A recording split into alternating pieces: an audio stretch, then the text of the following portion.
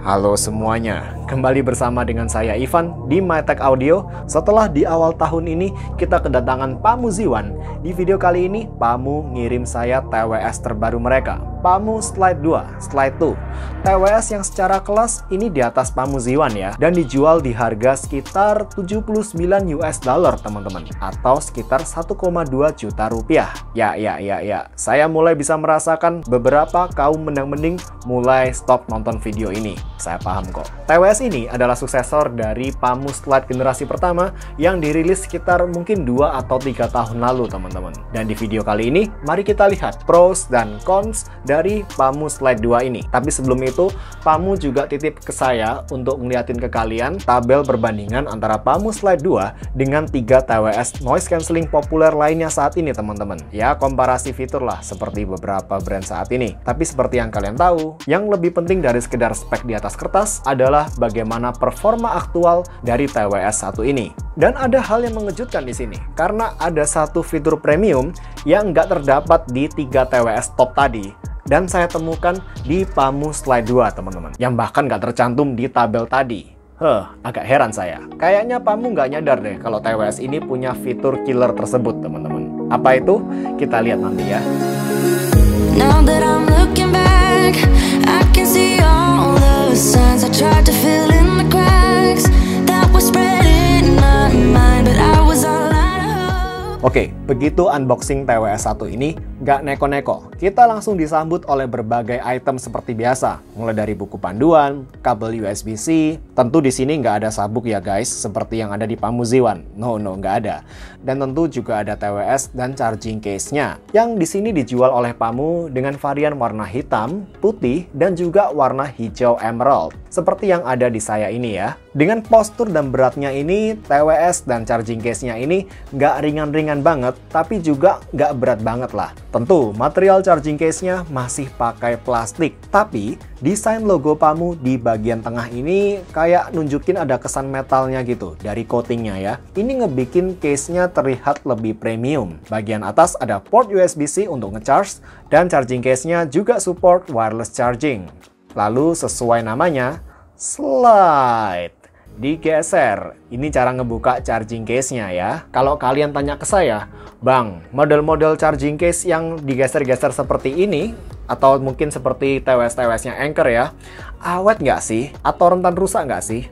Jujur, saya nggak tahu jawabannya. Hanya waktu yang akan berbicara nanti ya. Tapi yang jelas, yang lebih penting, mau model case-nya digeser seperti ini, atau case yang tipe engsel biasa dibuka tutup, faktor paling penting yang menentukan bagaimana case-nya bakal awet atau enggak, ya bagaimana pemakaian kalian sehari-hari teman-teman. Jadi ya disayang-sayang lah ya. Buat memantau status charging dan juga level baterai dari charging case, di sini Pamu menyediakan semacam LED berbentuk bar memanjang gitu di bagian bawah case-nya ini. Jadi ini cukup informatif banget buat tahu level baterai charging case, sehingga kalian bisa lebih tahu kapan saatnya ngecharge charging case dari TWS ini. Namun kalau ada sedikit kritik buat desain case-nya ya, saya berharap desainnya ini bisa lebih seamless. Karena ini kesannya kayak ada partisi-partisi berbeda ditempel-tempelin ngebentuk charging case-nya teman-teman. Menurut saya agak kurang rapi aja ketika dilihat. Tapi sekarang kalau kita coba ngomongin soal desain dari TWS-nya sendiri ya teman-teman, ini jujur mirip banget kayak Pamu Ziwan saya, yang sekarang lagi ada di temen saya, lagi saya pinjemin. Dan secara ukuran juga kurang lebih sama sih ini saya yakin. Bukan yang kecil banget, tapi juga bukan yang gede atau berat banget teman-teman. Sedang-sedang aja sih ukurannya ini, lengkap dengan logo Pamu di bagian tengah di area touch sensornya ini, alias panel sentuh. Panel sentuhnya seperti di Pamu Ziwan, berfungsi dengan cukup oke. Tapi, fungsi mekanismenya, lagi-lagi, sayangnya masih terbatas, seperti di Pamu Ziwan ini teman-teman. Cuma ada long press alias tekan tahan dan juga double tap aja. 2 kali tap. Why? Kenapa? Saya berharap ada 1 kali tap dan juga 3 kali tap di sini. Tapi ya udahlah, move on. Sejauh ini sih Pamu Slide 2 udah saya pakai buat lari atau jogging, dan sejauh ini fitnya, mengejutkannya cukup aman-aman aja. Mengingat kalian tahu sendirilah gimana love and hate relationship saya sama TWS-TWS yang ada stemnya. Plus, di sini Pamu ngasih ketahanan air IPX4, IPX4. Sama halnya dengan AirPods Pro atau Sony WF-1000X4. Bisa bantu kasih kelegaan waktu TWS ini nggak sengaja kena cipratan air gitu misalkan. Ngomongin soal baterai sekarang, sebenarnya Pamu ini nggak nge-state sih TWS-nya ini bisa tahan berapa jam sekali pakai. Dia cuma nge-state total dengan charging case bisa bertahan selama 26 jam. Dan di tes yang saya lakukan seperti biasa, di volume 50% dengan noise cancelling aktif, Pamu Slide 2 bisa saya pakai buat muter musik sampai 4 jam 52 menit. Dan kalau kalian mau battery life yang lebih oke, kalian bisa pindah ke mode Wind Noise Reduction, alias di sini mode normal kalau di TWS lain ya. Cuma namanya doang Wind Noise Reduction. Mode yang mikrofonnya ini bakal nonaktif teman-teman. Sehingga jelas baterainya bisa lebih hemat. Di mode ini, di volume 50%, Pamu Slide 2 bisa bertahan mainin musik selama 5 jam 54 menit. Jadi lumayan lah nambah 1 jam. Dan ini bukan hasil tes baterai yang menurut saya istimewa banget ya. No. Karena seperti yang kalian ingat di video sebelumnya, Soundpeats Mini Pro bahkan dengan ukuran lebih mungil dan mode ANC aktif bisa kasih playtime music selama hampir 6 jam juga. Dan tentu angka-angka hasil tes baterai yang saya tampilin sekarang ini bakal berkurang lagi kalau kalian pakai fitur multi-point connection, multi-device connection yang ada di TWS ini. Alias, kalian bisa koneksikan TWS ini ke dua perangkat secara bersamaan. Dan ini dieksekusi secara cukup matang oleh Pamu. Kalau kalian play media di perangkat yang kedua, maka otomatis media di perangkat yang pertama yang juga terkoneksi ke Pamu Slide 2 ini akan otomatis terpause, teman-teman. Ini fitur yang jarang banget saya temuin di TWS-TWS yang sudah support multi-point connection, seperti di Anker Liberty 3 Pro atau Jabra Elite 7050, Active 50. Di TWS-TWS ini, kalian harus pause terlebih dahulu media di perangkat yang pertama, baru kalian bisa ngeplay media di perangkat yang kedua. Di sini bisa langsung pindah aja gitu.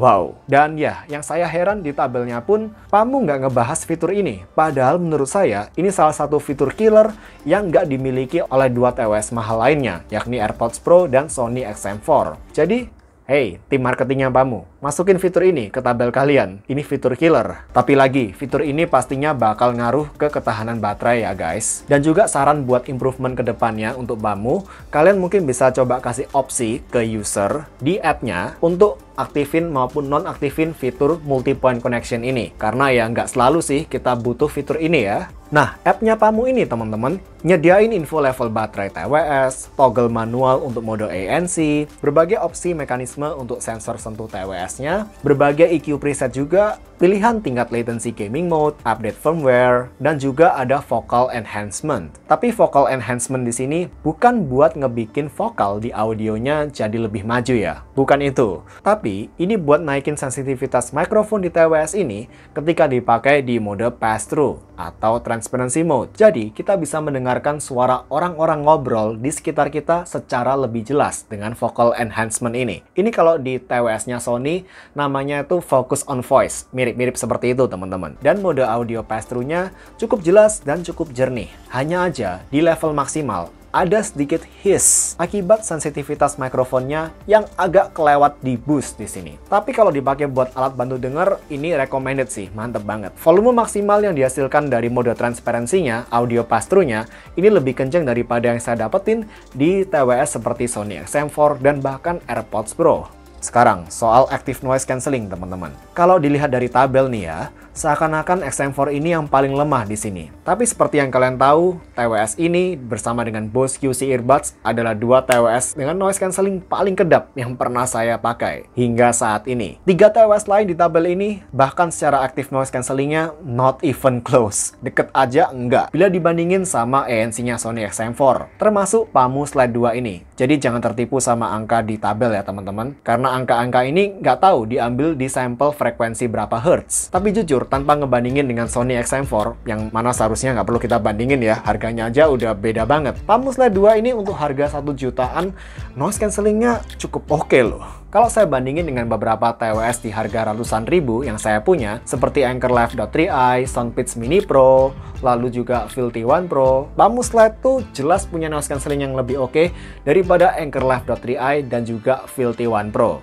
Bahkan ketika saya bandingkan dengan Soundpeats Mini Pro, secara peredaman low frekuensi, jadi rumbling suara mesin mobil gitu misalkan ya, low frekuensi gitu, bisa diredam sedikit lebih oke di Pamu Slide 2. Sembari di saat yang sama, mempertahankan kualitas peredaman mid frekuensi yang setara dengan Soundpeats Mini Pro. And that says a lot. Karena noise cancelling di Soundpeats Mini Pro masih salah satu yang terbaik menurut saya. Salah satu top active noise cancelling untuk harga di bawah 1 juta. Dan Pamu Slide 2 sedikit lebih oke bahkan. Lalu teknologi Bluetooth yang disematkan di TWS ini udah versi 5,3. Lalu sekedar buat nonton video atau film, asalkan perangkat kalian udah pakai Bluetooth 5 ke atas, saya yakin kalian nggak bakal ngerasa ada delay sih. Misal ketika dipakai buat nonton YouTube, Netflix, atau Disney. Baru ketika saya pakai buat nonton di laptop saya, yang masih pakai Bluetooth 4,0, jadul banget ya, TWS ini berasa delay, entah di YouTube atau Netflix teman-teman. Tapi ya itu salah laptopnya sih ya. Untuk kodek, sayangnya TWS ini masih SBC AAC aja, belum ada aptX apalagi LDAC teman-teman. Ya, saya berharap ada aptX ya, terutama untuk harga 1 jutaan. Lalu kalian juga bisa pakai TWS ini salah satu aja. Kalian bisa pakai salah satu misal di telinga kiri doang atau di kanan doang juga bisa teman-teman. Dan sekarang sebelum kita ke audio, kita tes dulu kemampuan call dari TWS 1 ini. Yuk. Teman-teman, kembali di call test untuk TWS, dan kali ini saya lagi ngetes kemampuan call dari TWS Pamu Slide 2. Bagaimana menurut kalian call quality dari Pamu Slide 2 ini teman-teman? Saat ini saya berada di cafe yang cukup ramai ya, ada banyak orang makan di sekitar saya. Sekarang saya akan coba bandingkan TWS ini dengan Soundpeats Mini Pro dalam hal call quality. Yuk. Oke teman-teman, saat ini saya sudah berpindah ke TWS Soundpeats Mini Pro. Bagaimana menurut kalian call quality dari TWS Soundpeats Mini Pro ini ketika dibandingkan dengan Pamu Slide 2 tadi? Saya berada di lokasi yang sama, di waktu yang sama ya teman-teman. Masih cafe yang cukup ramai. Sekarang kita kembali ke video review. Yes.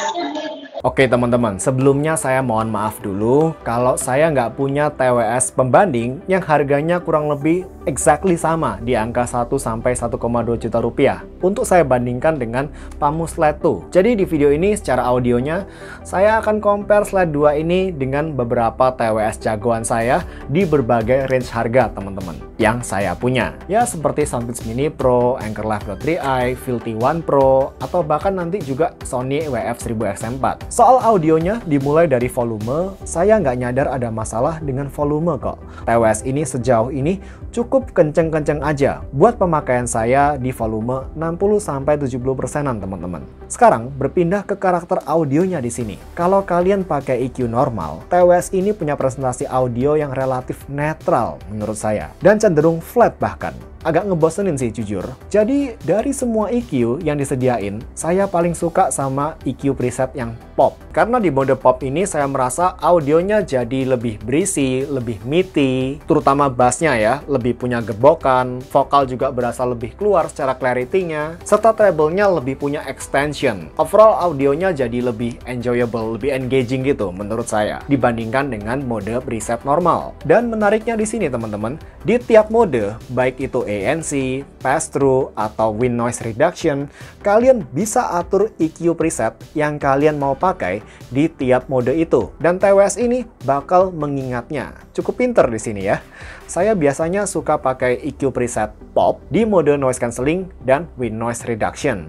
Sedangkan di mode audio pass-through, saya atur EQ presetnya ke rock. Karena EQ preset yang rock ini yang paling ngasih gebokan bass paling melimpah dibandingkan dengan EQ preset lainnya. Yang mana tentu ini bakal berguna menurut saya ya. Ini bakal berguna buat ngasih kompensasi bass ketika kita di mode pass-through.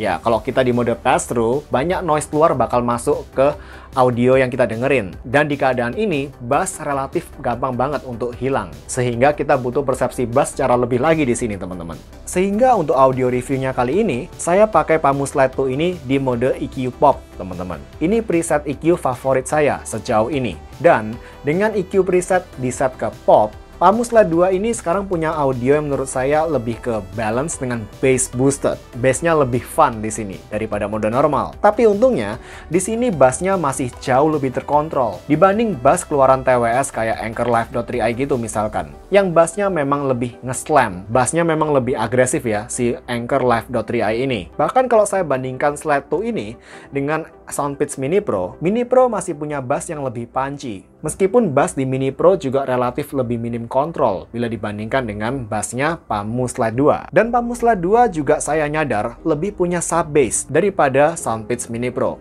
Overall, subjektif, saya cukup enjoy dengan presentasi bass di Pamu Slide 2. Dan sekarang secara mid-range, perbedaan karakter dan bahkan kualitas antara Pamu Slide 2 dengan Soundpeach Mini Pro semakin lebar. Dan bahkan juga dengan Anchor Live 3i. Overall, presentasi vokal cowok, vokal cewek, dan bunyi-bunyi instrumen di daerah mid-range terdengar lebih punya micro detail, lebih jernih tanpa harus kehilangan body di Pamu Slide 2 bila dibandingkan dengan Soundpeach Mini Pro. Yang di sini terdengar lebih mid-nya nih kayak apa ya, lebih hollow, kayak ada agak nggak utuh gitu. Meskipun overall masih warm, tapi timbre dari mid-range-nya Soundpeach Mini Pro ini menurut saya agak off gitu. Banyak kolorasinya lah. Dan Pamu Slide 2 juga punya audio dan juga overall mid-range yang lebih refined daripada Pamu Z1 yang pernah saya review sebelumnya, teman-teman. Nah, begitu berpindah ke region treble, Pamu Slide 2 bisa kasih presentasi suara cymbal dan juga tamborin secara smooth dan juga detail. Bahkan lebih smooth, lebih detail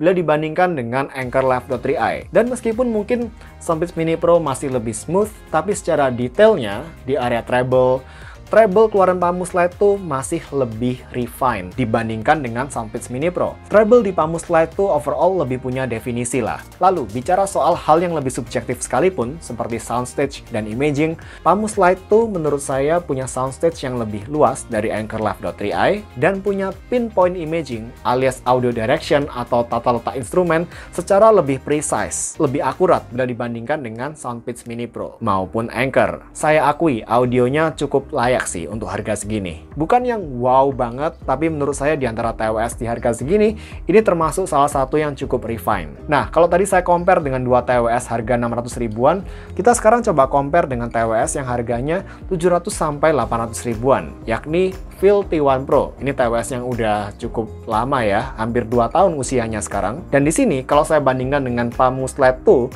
Phil T1 Pro punya presentasi yang agak lebih V-shaped. Jadi mid-nya ini agak lebih mundur bila dibandingkan dengan Pamu Slide 2 yang di sini audionya relatif lebih balance. Phil T1 Pro juga punya bass yang sedikit lebih berasa rumblingnya, dan bass di Phil T1 Pro bakal lebih ngedukung buat dipakai di lagu-lagu EDM, house music, dan lagu-lagu bassy sejenisnya. Tapi Pamu Slide 2 bakal lebih cocok buat orang-orang yang ngerasa bass di Phil T1 Pro, terutama rumbling bassnya terlalu melimpah. Ya, buat orang-orang yang agak bass shy lah. Nah, untuk orang-orang ini, Pamu Slide 2 bakal lebih cocok karena audionya memang lebih balance overall. Meskipun ketika saya pakai buat dengerin lagu-lagu jazznya Michael Franks dan Brian Simpson, saya sulit buat milih di antara dua TWS ini. Di satu sisi, saya suka presentasi balance-nya Pamu Slide 2 yang lebih cocok untuk genre-genre ini, tapi di sisi lain, saya lebih suka presentasi bass di Phil T1 Pro, terutama rumbling dan bass bawah yang lebih melimpah di Phil T1 Pro, teman-teman. Lalu secara soundstage pun, kedua TWS ini menurut saya cukup imbang satu sama lain. Dan secara sound imagingnya mungkin Pamu Z1 sedikit lebih oke dari Phil T1 Pro. Terutama karena di sini kadang bassnya ini bisa agak too much ya, agak berlebihan dan agak mengacaukan sound imaging yang udah tertata rapi di sini. Oke, terakhir lah teman-teman, bonus. Kalau dibandingin sama TWS yang harganya 3 kali lebih mahal, yakni Sony XM4, Pamu Slide 2 maupun Sony XM4 ini sebenarnya gak bumi dan langit lah secara beda quality audionya. Subjektif menurut saya, malah lebih ke soal taste atau selera. Pamu Slide 2 di sini dengan presentasi mid dan treble yang menurut saya lebih smooth, tapi juga secara midnya ini agak lebih mundur bila dibandingkan dengan Sony XM4. Tapi di sisi lain, dengan Sony XM4 saya bisa ngedapetin audio yang overall lebih apa ya, lebih meaty, lebih big gitu, lebih berisi audionya, lebih tebel, terutama di daerah mid-range, entah itu vokal cowok, vokal cewek, atau instrumen-instrumen lainnya, terdengar lebih punya body, lebih berisi di Sony XM4 daripada di Pamu Slide 2. Timbre-nya juga lebih realistis sih di Sony XM4 ini. Soundstage pun juga berasa lebih lega dengan tata letak instrumen lebih jelas di Sony XM4 bila dibandingkan dengan Pamu Slide 2. So, secara teknikalitas saya masih merasa XM4 masih di atasnya Pamu Slide 2. Tapi, hey, ini comparison dengan harga yang cukup berbeda jauh ya. Ini cuma comparison iseng-iseng aja guys. Tapi overall, sebagai suatu paket, nggak seperti Pamu Z1 yang di video reviewnya saya sebenarnya agak ragu buat rekomenin. Di video kali ini, saya actually cukup bisa rekomenin Pamu Slide 2 ini sih. Ini masih dapat rekomendasi saya untuk harganya saat ini. Karena nggak cuma soal audio, tapi secara aspek non-audio pun kita bisa dapetin performa active noise cancelling yang menurut saya masih top class buat harga 1 sampai hampir 2 juta. Lalu ada mode audio pass-through yang cukup bisa diandelin juga di sini dan fleksibel. Bisa kalian atur-atur sendiri level sensitivitas dari mikrofonnya. Dan gak lupa ada fitur multi-point connection. Connect kedua perangkat secara bersamaan yang dieksekusi secara cukup matang oleh Pamu di sini. Dan melihat beberapa poin plus yang sudah saya sebutin tadi, saya jadi nggak begitu kepikiran akan concern-concern minor yang saya punya terhadap TWS-1 ini. Seperti charging case-nya yang agak gede dan juga absennya high quality codec seperti aptX dan juga LDAC. Overall, ini TWS noise cancelling solid banget untuk harga 1 sampai 1,2 juta rupiah. Ya 70 sampai 80 US dollar lah. Saya nggak tahu nanti di Indo masuknya resminya di harga berapa. That's all teman-teman. Sekian review kali ini. Semoga membantu jadi pertimbangan buat kalian yang saat ini sedang mencari TWS di harga ya 1 sampai 1,2 juta lah. Dan kita akan ketemu di video lainnya. Jangan lupa juga buat like dan subscribe kalau kalian berkenan ya. Kalau gitu, thanks for watching. Bye guys.